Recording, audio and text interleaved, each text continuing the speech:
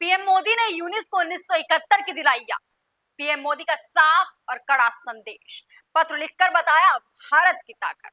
भारत के एक कदम से तबाह हो सकता है बांग्लादेश। नमस्कार, आप देख रहे हैं डीएनपी इंडिया। मेरा नाम है स्नेहा तिवारी। दोस्तों, आप सबको पता है कि पीएम मोदी का एक पत्र है जो उन्होंने बांग्लादेश को लिखा था, लेकिन फिलहाल कंट्रोवर्सी इस पत्र पर छिड़ी हुई है। लेकिन शायद बांग्लादेश ये भूल चुका है कि भारत उसके लिए कितना जरूरी है। शायद बांग्लादेश ये भूल गया है कि 1971 में भारत ने क्या भूमिका निभाई थी। शायद बांग्लादेश ये भूल चुका है कि अगर भारत उसकी मदद नहीं करता तो शायद विश्व के नक्शे पर बांग्लादेश एग्जिस्ट नहीं करता। ये तमाम सवाल बांग्लादेश को याद आने चाहिए और याद दिलाने का काम किया है पीएम मोदी ने अपने एक पत्र के जरिए।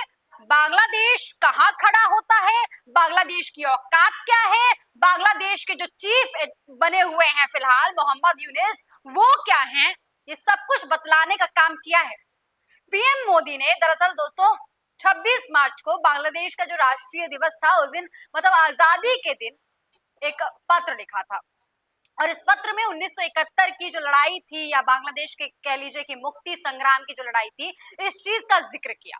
अब लोग सवाल पूछ रहे हैं कि भाई जरूरत क्या थी, भारत और बांग्लादेश की स्थिति भी ऐसी नहीं है, सहयोग भी ऐसा नहीं है कि भाई पत्र लिखा जाए, बधाइयां दी जाए। लेकिन दोस्तों, इस पत्र को लिखने के कई मायने हैं। लोग सवाल तो पूछ रहे हैं, लेकिन समझने की कोशिश कीजिए कि आखिर ये पत्र लिखा क्यों गया और लिखा गया तो इसके मायने क्या है। दिल्ली की ओर से यूनिस और ढाका में बैठे लोगों को यह बताने की कोशिश की गई कि भाई आप कहां खड़े होते हैं। जो भारत विरोधी गतिविधि लगातार बांग्लादेश में चल रही थी, उसको सबक सिखाने का काम पीएम मोदी के एक पत्र ने कर दिया है। पीएम मोदी ने वो पत्र लिखकर बता दिया है कि भाई अगर आपने भारत के खिलाफ कुछ भी किया, अगर आपके देश में भारत के खिलाफ किसी भी तरीके की कोई गतिविधि हुई, तो हम क्या कर सकते हैं, हम कहां हैं, हम कैसे हैं, हमने क्या किया है, हमारा इतिहास क्या है, ये सब कुछ याद दिलाने का काम पीएम मोदी ने किया है।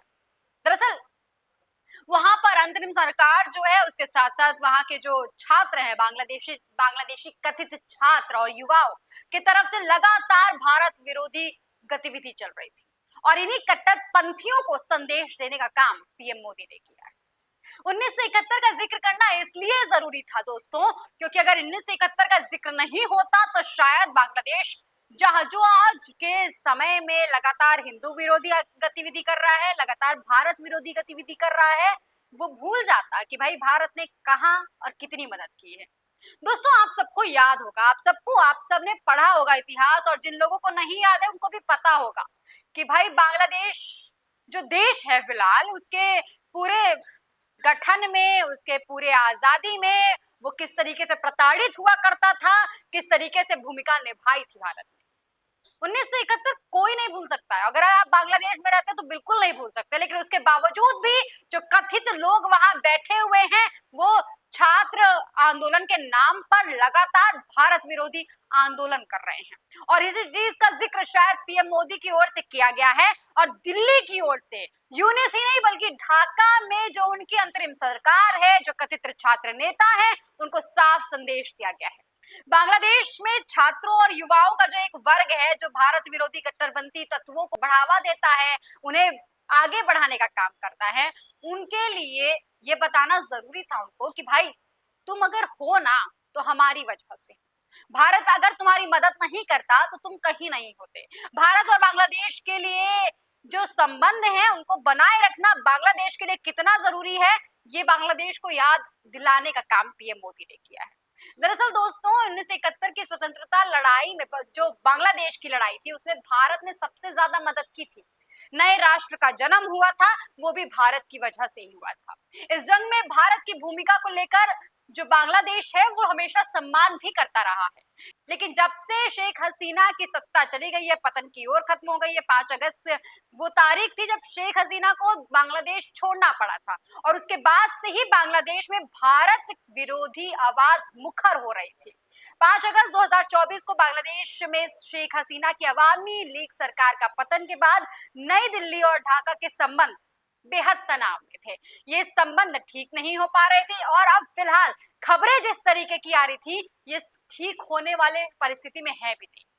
अब जिस तरीके की खबरें आ रही थी इसमें छात्रों का सबसे बड़ा रोल था, युवाओं का रोल था और लोग अब फिलहाल कह रहे हैं कि भाई अगर ये सारी परिस्थितियां ठीक नहीं हुई तो भारत जो है ना वो एक एक्शन में ही पूरे बांग्लादेश को तबाह करने का काम कर सकता है और इसकी याद पीएम मोदी ने दिलाई। तो जो लोग सवाल पूछ रहे थे कि भाई क्या जरूरत थी पत्र लिखने की, क्या जरूरत थी 1971 का मेंशन करने की, तो उन लोगों को बता देने का काम किया है पीएम मोदी ने कि भाई अगर हम नहीं याद दिलाएंगे तो बांग्लादेश सुधरने वाला नहीं है। और जिस तरीके की गतिविधि हो रही है बांग्लादेश में लगातार, जिस तरीके की एक्टिविटीज हो रही है वो पाकिस्तान के रास्ते पर चलने लगा है और वो दिन ज्यादा दूर नहीं है जब बांग्लादेश भी पाकिस्तान की तरह ही बिखरता हुआ नजर आएगा, महंगाई की आग में झुलसता हुआ नजर आएगा।